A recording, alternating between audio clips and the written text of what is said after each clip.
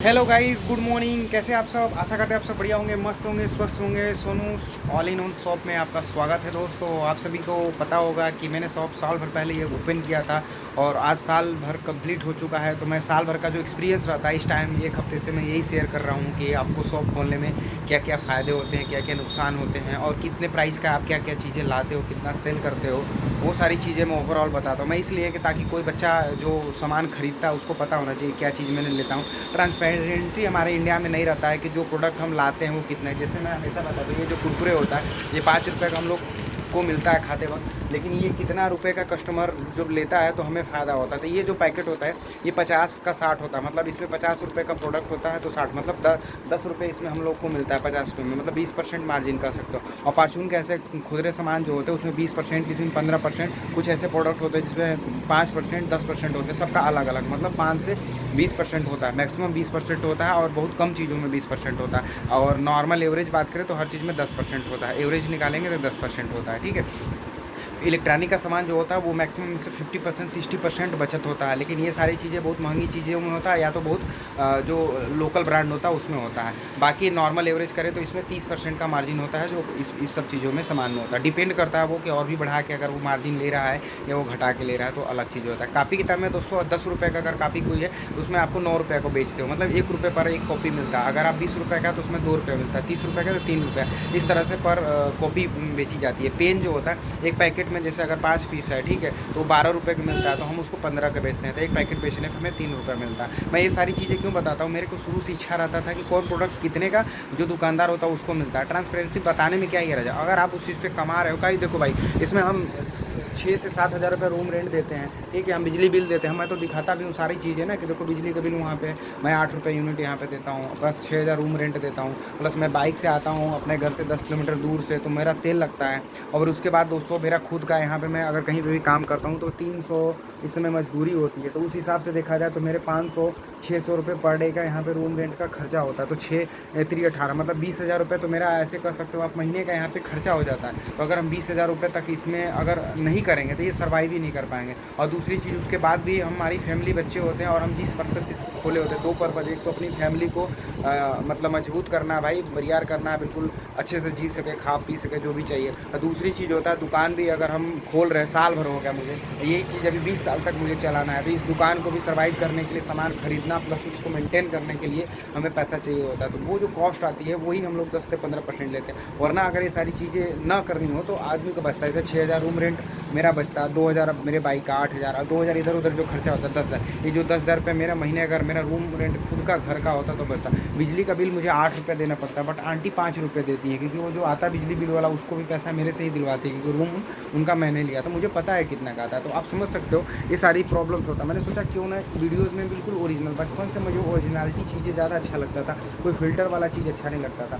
जिससे अभी शॉप से रिलेटेड जो भी दुख होता है मैं इस पर बताता हूँ, ताकि अगर कोई शॉप वाला हो तो समझ सके कि क्या क्या प्रॉब्लम्स आते हैं, तो वो उस चीज़ को सुधार कर सकता है मुझसे पूछ के, क्योंकि मेरा साल भर एक्सपीरियंस है। या अगर उसे लगता है कोई शॉप में, मेरे इस शॉप में कोई कमी या कोई ऐसा सुधार जो लगता है, तो मैं इस चीज़ को एक्सेप्ट करता हूँ और मैं उसको मैं सुधारूँगा, तो मुझे भी बेनिफिट्स होने वाले हैं।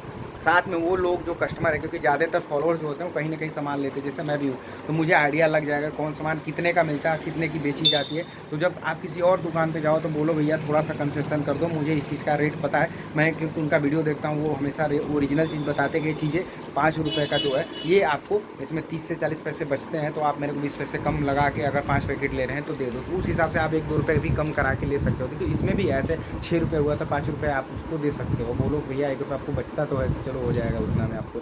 तो ऐसे भी है, ज़रूरी नहीं है कि मार्जिन आप पूरा ही लो। मैं तो ऐसे ही सेल करता हूँ, मार्जिन जो पूरा होता है उस पर डिपेंडेंसी नहीं रहता है कि जितना मार्जिन ले लो, थोड़ा सा कम करके भी लिया जा सकता है, क्योंकि आजकल कंपटीशन ज़्यादा है। और आप अगर कस्टमरों को चाहते हो कि लॉयल रहे, आप ही कस्टमर आपके दुकान पे आए। देखो हर एक इंसान लालची होता है एज ए टर्म कहने में, बट मुझे लगता है हर इंसान की ज़रूरत होती है कि वो कम मिले, ठीक है। तो 2 रुपये मैंने रख दिया।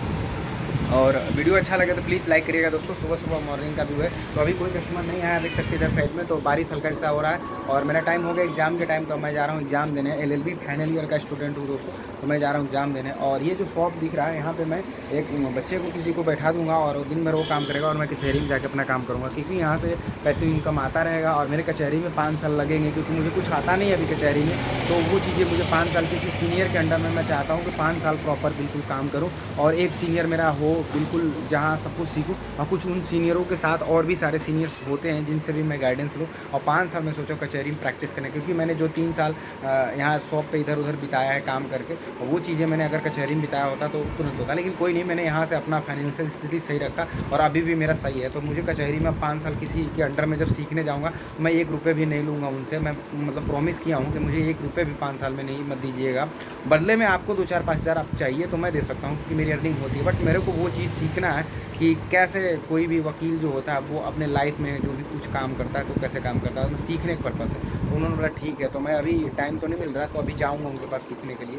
तो ये रहा मेरा पूरा आज का ब्लॉग मॉर्निंग का। वीडियो अच्छा लगे तो प्लीज़ लाइक करिएगा। और आपको मैं बेसिक चीज़ बता दूँ, यहाँ पे देख सकते हैं सामने फ़ोटो कॉपी करता हूँ। ऑनलाइन काम नहीं करता क्योंकि नेट बहुत ख़राब चलता है, वाईफाई भी है, लेकिन वो होता है सर्वर का प्रॉब्लम। अब मैं झेल नहीं पाता हूँ उस चीज़ को, मेरे अंदर पेशेंस नहीं है दोस्तों, और मैं रखना भी नहीं चाहता लाइफ में। मैंने डिसाइड किया पेशेंस नाम की कोई चीज़ नहीं होती। अगर आप पेशेंस रखते हो तो आपको बहुत सारे लॉसेस उठाने पड़ते हैं। जैसे अगर आप वेट कर रहे हो किसी काम को करने के लिए, तो देखो 2 तरह के वेट होते हैं। एक जो मुझे पता चल जाता है कि हाँ वेट करने पे चीज़ें मिलती है, लेकिन वो चीज़ें वेट करने पे ना मिले। जैसे मेरा एग्जाम है 9 बजे, तो मुझे वेट मैं कर सकता हूँ, मुझे पता है कि 9 बजे से ही एग्जाम होगा। लेकिन कोई बोले कि भाई तुम वेट करो मैं यहाँ पे आऊँगा, तो मैं बिल्कुल वेट नहीं करता, क्योंकि मुझे पता होता है वो अगर नहीं आएगा उसके चांसेस बहुत हैं, तो वो उस जगह पर नहीं आएगा। तो मैं उस तरह की वेट कभी नहीं करता। अगर वो टाइम देगा कि हाँ तुम 9 बजे तक वेट करना, मैं आऊँगा, तो मैं 9 बजे तक वेट करूँगा। 9 बजे के 1 मिनट हुआ, 2 मिनट हुआ, 3 मिनट में मैं वेट कर लूँगा, क्योंकि मेरे अंदर वो चीज़ एक पेशेंस अलग होती है कि अच्छा चलो हो सकता है कहीं ट्रैफिक में होगा 5 मिनट, लेकिन 5 मिनट बाद मुझे लगता है कि अब ट्रैफिक में हो भी ना तभी कोई फ़र्क नहीं पड़ता। तो 2 तरह की वेटिंग होती है, आप समझ सकते हो। तो इधर साइड में मोबाइल इलेक्ट्रॉनिक का सामान है, देख सकते हैं यहाँ पे। और ये फार्चून का जानते हैं रैंडम चीज़ें ऊपर रखना पड़ता है फार्चून का दिखने के लिए। और साथ में कॉस्मेटिक और ये मिक्सअप है फार्चून का, क्योंकि ये चीज़ें दोनों एक जैसा ही होता है। और इधर मोबाइल इलेक्ट्रॉनिक का भी मिक्सअप है। तो 2 तरह के, तो ये दुकान अभी प्रॉपर दोनों तरफ हो गए। अब पीछे साइड में आप देखोगे ना वहाँ पे, तो मैंने बुक्स उसमें और गिफ्ट कॉर्नर और टॉयज़ वो सारा चीज़ें वो सामने वाला रखा हुआ है। तो अभी ये सारी चीज़ ढक जाता है। और ये बगल में जो दिख रहा है इसमें इलेक्ट्रॉनिक मोबाइल बनाना, फ्रिज व्रिज ये सारी चीज़ें ये सब रखे हुए हैं, इसलिए नीचे यहाँ पे बैठे थे पानी। और अभी तो नहीं है, गर्मी में सब पूरा भरा हुआ था, क्योंकि यहाँ पे सब में पानी और ठंडा सब रखे तो जगह नहीं बचा था। और नेक्स्ट ईयर तो अभी ये सब भी और भी भरने वाला अभी। Bye bye.